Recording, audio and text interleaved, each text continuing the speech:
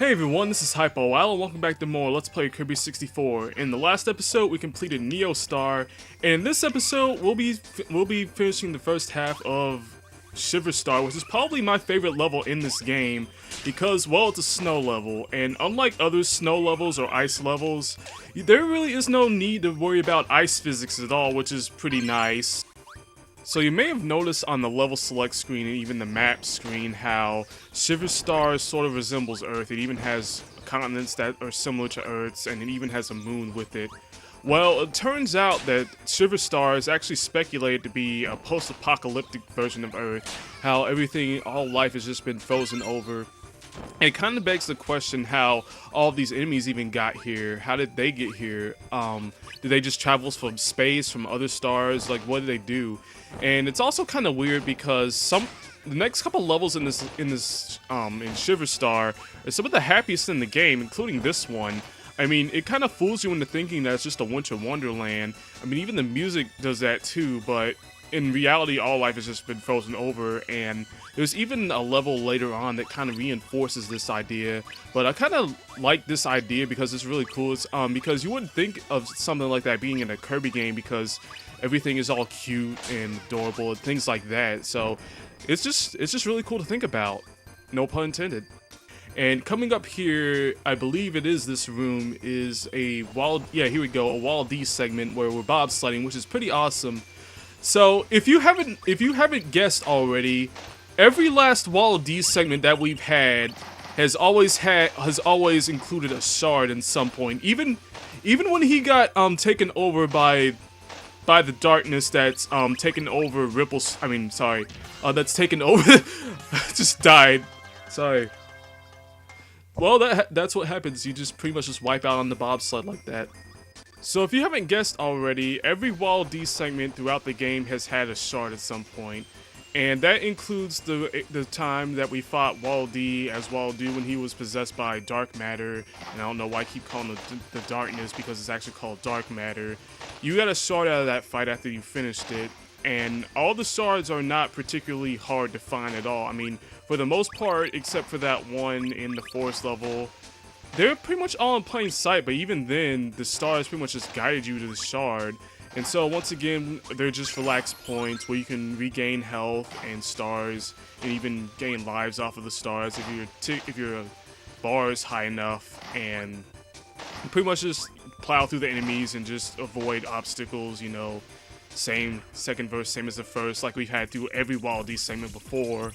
This is where we needed the fire power-up, so I'm going to be coming back at the end of this episode to get it. So, here we have just a giant chili, just a chili. Oh, for some reason I confuse him with the penguin from Woody Woodpecker, Chili Willy, I believe his name is called. So, but this snowman here is just called Chili, which is a staple from the Kirby series ever since, Adventure, I believe. I believe he's been in every game since Adventure, and there we would have gotten a shard, but I had to go back and get it when we had the fire power-up.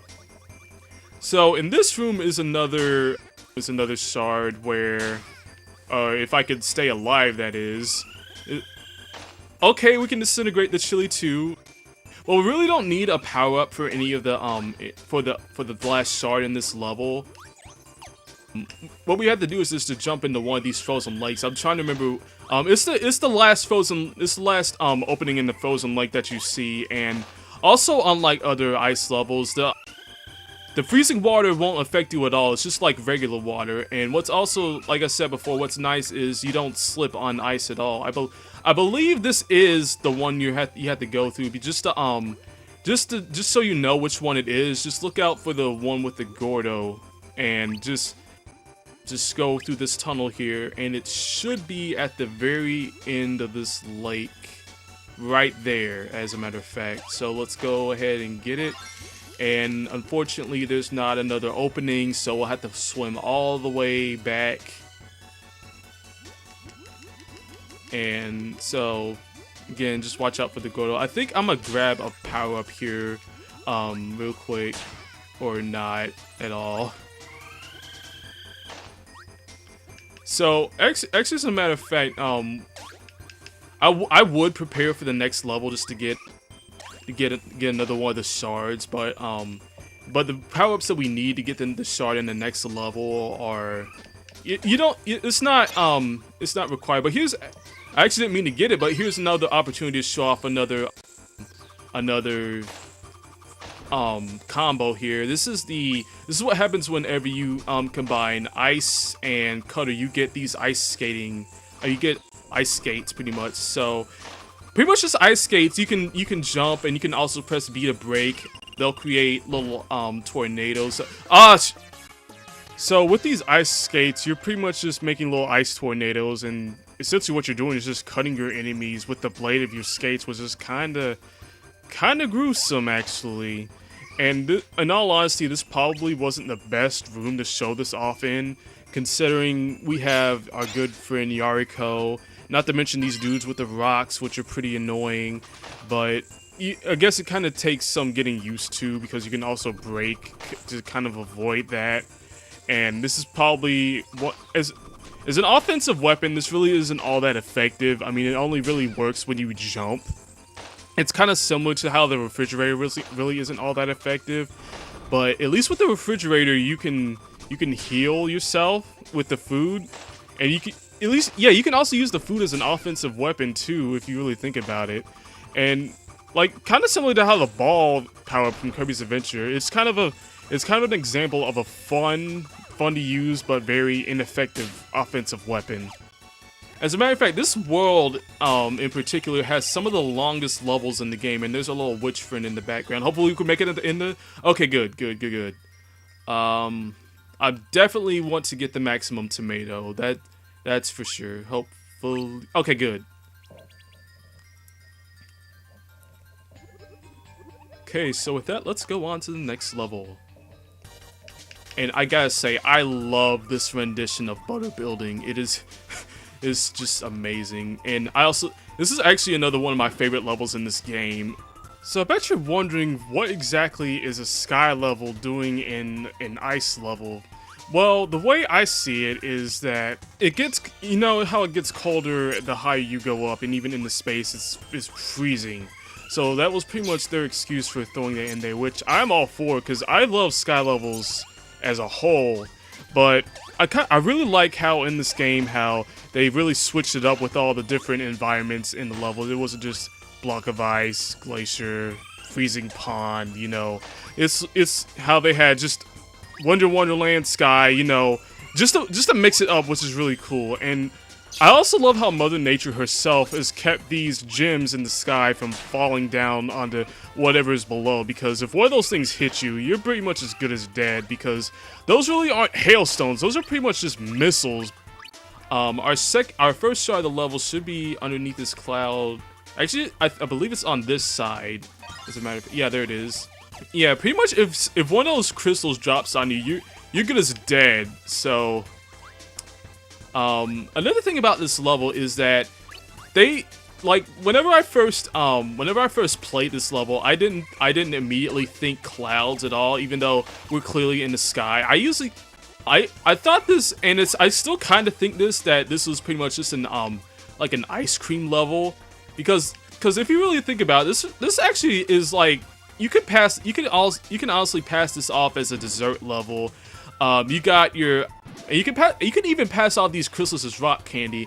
And our second shard is actually in this. If you want to go up top left, then it's up here, and then the green belt will shoot you back, and just in order to progress, you just shoot straight up. But yeah, this area could pass as a dessert level, because like I said, these crystals in the background can act as rock candy. But not even just that. I mean, the clouds themselves kind of remind me of ice cream. And the stars on the ground remind me of sprinkles as well. But you can pass the clouds off as many things, really, when you think about it. You could pass them off as icing or frosting, yogurt. I mean, you could even pass them off as Cool Whip, really. I didn't want to jump there. Alright, so let that be a lesson to you to never try to inhale an enemy that's on a platform while you yourself are over a pit. I guess I'm gonna hang on to this bomb power up for now, but there's actually a power up in this room that you want to get in order to get the third shard, excuse me, in this level. I believe I know the second. I know one of the two is like right before the mini boss that you have to fight. Okay, here's where we need it. So first of all, you'll want to get Needle, and Needle can actually be pretty useful right here, just to clear out some of the enemies like it's meant to. Especially these Scarfies, like I said before, because they'll actually have the gall to follow you instead of waiting on you to inhale them like in other Kirby games. And so probably your biggest concern is going to be these giant snowballs falling from the sky, and the worst part of it is they don't even give you anything, even though you think that maybe they would, but they don't. And so just take out the Scarfies here, and okay, so it's not this room. It's probably in the next one. So yeah, this room especially is where you want to watch out for these snowball guys. Our pterodactyl Don friends won't really be able to help us out much because there's not really a flying section anywhere. But yeah, there's also these updrafts that can help you, and also watch out for these jumping claptraps, as I like to call them, because they remind me of not Claptrap from Borderlands, but the claptraps from Donkey Kong Country, where yeah, they pretty much just reminded me of those claptraps. And so I now know for a fact, now that I think about it, that the second ability that we will need for this last shard is at the end of this room. So I'm gonna wait for him to jump over. And oh yeah, you also want to watch out from the claptraps from the sky, and you can take them out, by the way. So they're not totally invincible. And thankfully I didn't lose that there. That would've been. And I didn't lose it there somehow either, so that's great. Doing great so far, sort of. I'm just hoping I don't die right now. Wow, I'm having the worst luck with it. Okay, what happened there? Because I could have sworn that there was. Okay, so if you couldn't tell, the spark ability, you'll have Needle. I mean, you'll need Needle and Spark for that. So unfortunately I didn't get it, but so we'll have to go back and get it. And I guess I'll go for health here. Or not.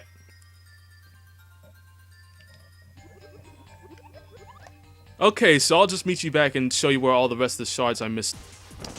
Alright, so just so you know I got it. Like I said, you'll need fire in order to get this shard. And it's actually a really useful power-up against Chili here. Okay, so for this third shard, you need Spark and Needle in order to get it, but what I would recommend is that before you actually get the before you actually fight the boss is to break the block and get rid of it immediately, because trust me, that power-up one is not very useful against that boss at all.